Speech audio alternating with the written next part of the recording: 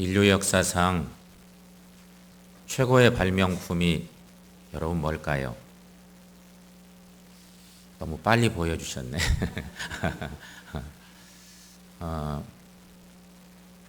요즘은 우리가 인터넷 아닐까? 스마트폰 아닐까? 이런 생각을 할 만도 한데, 인류 역사상 최고의 발명품은 저 바퀴래입니다. 우리 스스로 생각해 볼 때 이해가 되는 그런 분들도 계실 거고 그렇지 않을 수도 있을 텐데, 이 바퀴가 문명 발전의 상징과도 같답니다. 그리고 가만히 생각해 보니 그럴 법도 하지요. 자동차도 역시 최고의 발명품 중에 하나지 않습니까? 그래서 오늘도 교회에 오실 때 우리는 거의 다 자동차를 타고 왔습니다.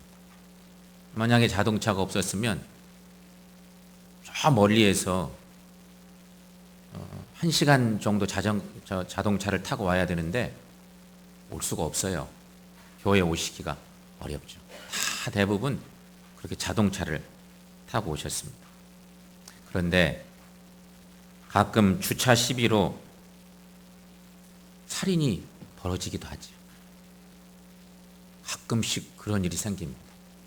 우리 사는 집 어느 골목에 주차장에서 생각지도 않은 일들이 벌어질 때가 있습니다. 차가 뭐라고, 차 때문에 그런 일들이 가끔 생깁니다. 하지만 여러분, 사람이 자동차보다 훨씬 귀합니다. 그렇죠? 저 차는 딱 100년 전쯤에 만들어진 차라고 합니다. 1900년대 초에. 요즘 저런 차 타라고 하면 타겠어요?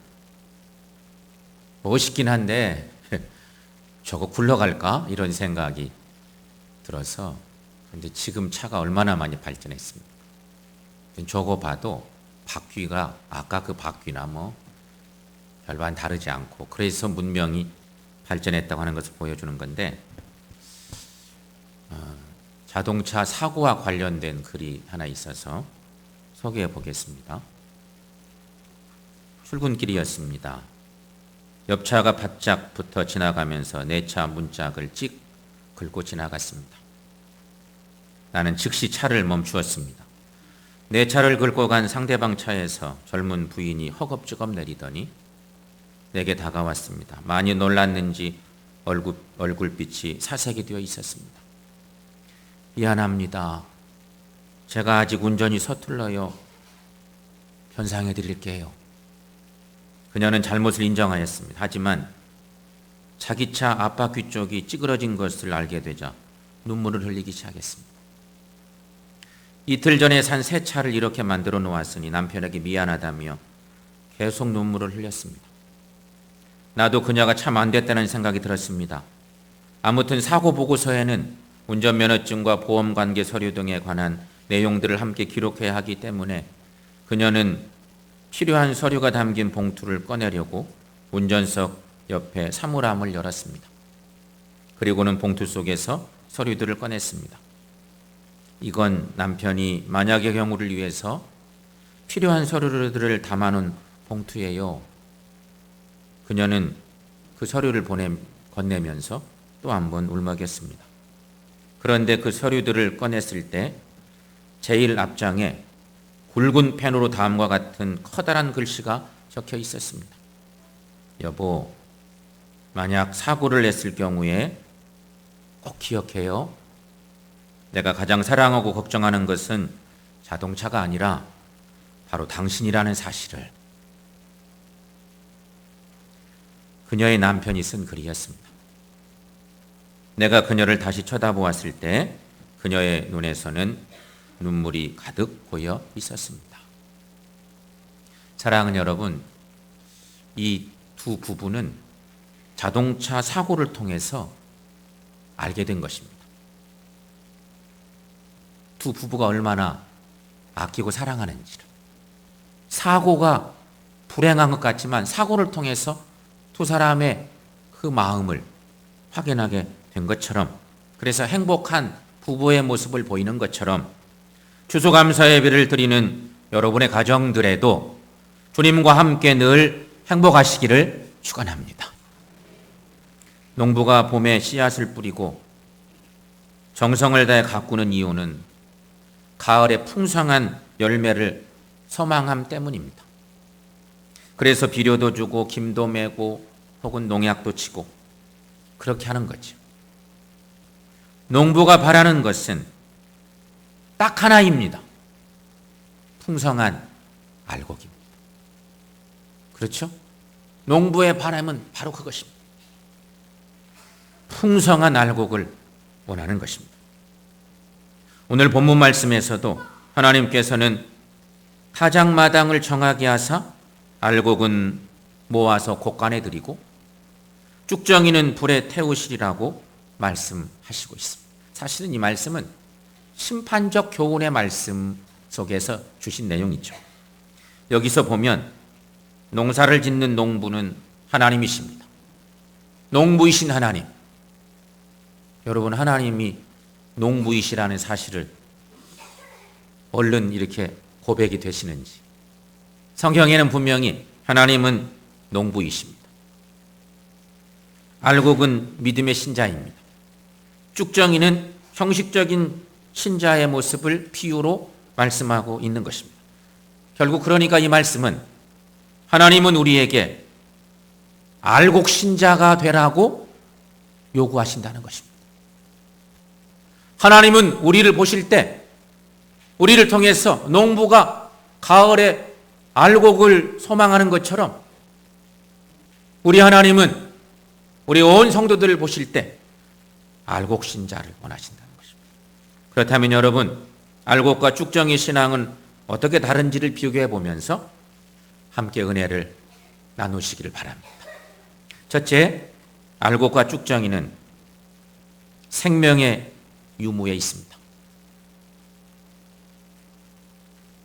알곡이나 쭉정이는요, 외관상으로 볼 때는 어때요? 거의 똑같습니다. 거의 똑같습니다. 섞어놔 버리면 거의 똑같습니다. 하지만 알곡에는 생명이 있고 쭉정이에는 생명이 없습니다. 아무리 많은 씨앗을 논밭에 뿌려도 쭉정이는요, 그대로 썩어버립니다. 그러나 알곡은 반드시 싹을 내게 되어 있습니다. 우리 예수님께서는 사람이 물과 성령으로 나지 않으면 하나님 나라에 들어갈 수 없다고 하는 유명한 말씀을 주셨습니다. 우리 잘 아는 말씀이죠. 요한복음 3장 5절에 있는 말씀입니다. 함께 읽어보겠습니다. 예수께서 대답하시되 진실로 진실로 내게 이르노니 사람이 물과 성령으로 나지 아니하면 하나님의 나라에 들어갈 수 없느니라. 아멘. 인간의 생명은요, 살아서 숨은 쉬고 있지만 실상은 허물과 죄로 죽은 자들입니다. 우리가 다 그런 존재였었습니다. 이런 죽은 생명으로는 하나님의 나라에 들어갈 수 없습니다. 오직 살아있는 믿음을 가진 자가 천국에 들어갑니다. 그러므로 알곡 믿음은 예수 믿음으로 말미암아 성령으로 거듭난 새 생명을 소유한 자들입니다. 성도 여러분, 우리는 흔히 이런 얘기도 하죠. 저 사람은 법 없어도 살 사람이야. 얼마나 착한지 몰라? 이런 표현들을 하죠. 하지만 이 땅에서 아무리 선하게 살아도 생명이 없는 믿음은 하나님께서 선으로 인정하시지 않습니다. 따라서 중요한 것은 우리 안에 예수의 생명이 있어야 합니다. 예수님의 생명이 있는 그 사람, 그가 알곡 신자입니다. 만약 예수님의 생명이 없다면 그는 쭉정이와 같은 존재다 하는 것입니다. 그렇다면 여러분, 중요한 건 나의 신앙을 한번 점검해 보십시다. 나의 신앙, 나는 생명이 있는가? 아니면 생명이 없는가? 나는 생명 있는 하나님의 자녀인가? 생명이 있으면 살아있는 것이고 생명이 없으면 죽은 것입니다. 죽어있는 물고기는 물결을 따라 그냥 떠내려갈 뿐입니다. 그러나 살아있는 물고기는 물결을 거슬러 위로 힘차게 올라갑니다. 마찬가지로 생명 있는 알곡 신자는 세상의 유혹을 이기며 살아갑니다. 삶 속에서 하나님의 영광을 드러내며 살아가는 것입니다.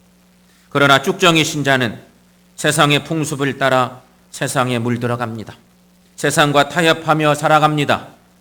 유혹이나 시험을 이길 만한 능력도 없습니다. 그 이유는 생명이 없는 쭉정이이기 때문인 것입니다. 여러분 안에 생명이 있습니까?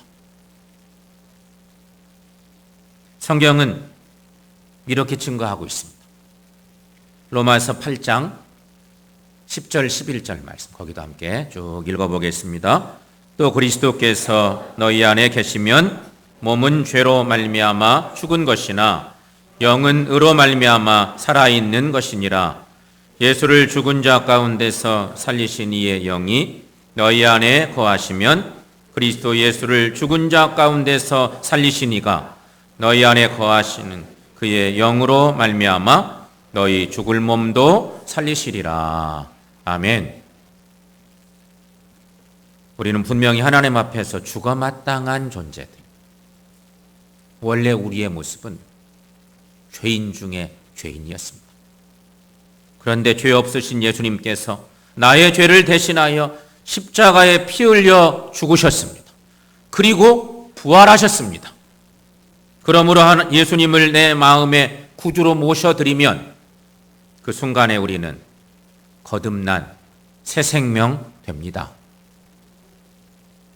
성도 여러분, 쭉정이가 아닌 알곡이 되시기를 원하신다면 이 시간에 우리 예수님을 내 구주로 온전히 모셔드리고 주님의 생명이 우리 안에 충만히 거할 수 있기를 축원합니다. 또 한 가지 생각할 것, 알곡은 남지만 쭉정이는 날아간다는 것입니다. 농부는 곡식이 노랗게 익으면 추수를 합니다. 지금 가을 거지가 한참 진행 중에 있습니다. 벼들은 거의 다 추수한 것 같아요. 그렇게 추수를 합니다. 가을이 되면. 하지만 농부는 창고에 보관하기 전에는 먼저 그것을 풍로질을 하게 되어 있습니다. 그러면 알곡은 그 자리에 잘 남고 쭉정이는 바람에 날아갑니다. 눈으로 볼 때는 알곡과 쭉정이가 크게 차이가 나지 않아 보이죠.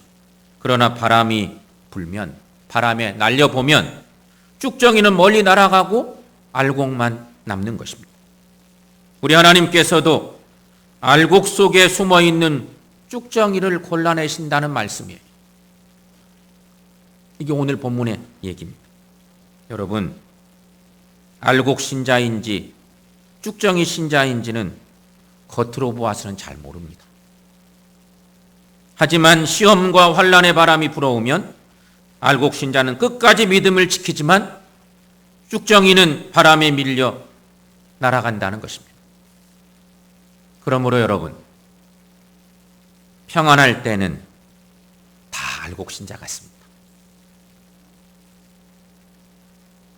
평탄할 때는 누구나 다 주님 전에서 다 알곡같이 보여지는 것입니다. 그러나 예수님 때문에 핍박을 당하고 예수 믿다가 손해도 보고 예수님 때문에 고난을 당하면 쭉정이 신자들은 다 멀리 떠나가 버립니다. 이것은 예수님 당시에도 비슷했습니다. 예수님께서 병든 자를 고치시고 귀신 들린 자들을 고쳐주시고 기적을 행하여 떡을 먹이실 때에는 수많은 사람들이 예수님을 환영하고 나섰습니다. 주님 옆에 있는 것이 너무 행복했습니다. 심지어는 예수님을 억지로 왕을 삼으려고까지 할 정도였습니다. 그러나 예수님께서 십자가의 죽음을 말씀하셨을 때에는 사람들이 예수님의 곁을 떠나가고 말았습니다. 아직은 그들이 다 알곡이 아니었기 때문이었던 거죠. 그때 주님은 제자들에게 이렇게 말씀하십니다. 너희도 가려느냐? 사람들이 다 떠나갈 때 주님이 제자들에게 너희들도 떠나가려느냐? 그렇게 물으시죠. 그때 베드로가 이렇게 대답합니다. 요한복음 6장 68절 말씀. 우리 잘 아는 말씀입니다. 거기 함께 읽습니다. 영생의 말씀이 주께 있사오니 우리가 누구에게로 가오리이까. 아멘. 그리고 주님을 따르는 제자들이었습니다. 그렇습니다, 여러분. 알곡 성도는 시험이 있고 어려움이 있으면 더욱 주님을 따릅니다. 그러나 쭉정이 믿음은 멀리 떠나고 만다는 것입니다. 알곡은 아무리 바람이 불어도 멀리 날아가지 않습니다. 그러나 쭉정이는 안 날아가려고 발부둥 쳐도 날아갈 수밖에 없습니다. 알곡은 창고에 들여지지만 쭉정이는 불로 태워버립니다. 세상 마지막에도 하나님은 시험과 환난을 통하여 골라내신다는 것입니다. 성도 여러분, 알곡을 불에 태울 주인은 아무도 없습니다. 농부의 마음으로 생각해 보면 튼실한 알곡을 불에 태울 주인은 없습니다. 반대로 쭉정이를 창고에 쌓아두는 주인도 분명히 없습니다. 알곡과 쭉정이는 완전히 구별되는 것입니다. 알곡은 알곡대로, 쭉정이는 쭉정이대로 모아서 알곡은 창고에 모아들이고 쭉정이는 불에 태우는 것입니다. 사랑하는 여러분, 우리 하나님은 농부이십니다. 오늘 성경의 비유 속에 주님이 주신 말씀 속에 있는 것들, 우리 하나님은 아주 좋은 농부이십니다. 그러므로 알곡된 성도는 천국 창고에 들어가게 하시는 분이 우리 하나님이십니다. 천국은 예수님을 구주로 믿는 자가 들어가는 곳입니다. 천국에는 하나님의 위로와 평강이 넘칩니다. 천국에는 구원의 하나님을 높이는 찬양만이 있습니다. 천국에는 한없는 하나님의 사랑과 은총만이 있습니다. 누가 천국에 들어갑니까? 바로 알곡된 성도입니다. 그러나 쭉정이가 가는 곳은 영원히 꺼지지 않는 지옥불이라는 사실입니다. 사랑하는 성도 여러분, 알곡과 쭉정이가 함께 있을 때는 잘 모릅니다. 그러나 반드시 하나님은 알곡과 쭉정이를 골라내신다는 것이, 그때의 부끄러움을 당하지 않으려면 하나님을 바로 믿어야 된다는 것입니다. 늘 예수 안에 거하는 삶을 살아가시기를 바랍니다. 그래서 열매 맺는 삶을 사시기를 축원합니다. 예수님은 요한복음 15장 5절에서 우리가 잘 아는 이런 말씀을 주신 바가 있습니다. 그 말씀 함께 읽어봅니다. 나는 포도나무요 너희는 가지라. 그가 내 안에 내가 그 안에 거하면 사람이 열매를 많이 맺나니 나를 떠나서는 너희가 아무것도 할 수 없음이라. 아멘. 성도 여러분, 늘 예수 안에 거하시고 좋은 열매를 맺으십시다. 그래서 천국 창고에 드리기에 합당한 우리 모두가 될 수 있기를 축원합니다. 그렇게 살려면 이런 고백들 우리에게 필요하다고 믿습니다. 중요한 거 하나, 세상의 마음을 두지 말고 늘 예수 안에 거하십시다. 천국 창고에 드려질 알곡 신자들이 되십시다. 그래서 하나님께 온전히 드려지는, 천국 창고에 온전히 드려지는 우리 모두가 될 수 있기를 축원합니다. 오늘 귀한 추수감사주일입니다. 이 귀한 주일에 우리가 하나님을 예배하고 있습니다. 1년간 주신 주님의 은혜를 살펴보면서 주님의 귀한 사랑 안에 거하기를 원하는 우리들, 여러분, 오직 하나님께 영광이 되고 하나님의 천국 창고에 들여지기에 합당한 주의 자녀들 되어서 우리의 남은 삶들이 더욱더 주님을 영화롭게 하고 주님 나라 합당한 알곡 신자들 되시기를 축원합니다. 기도하겠습니다.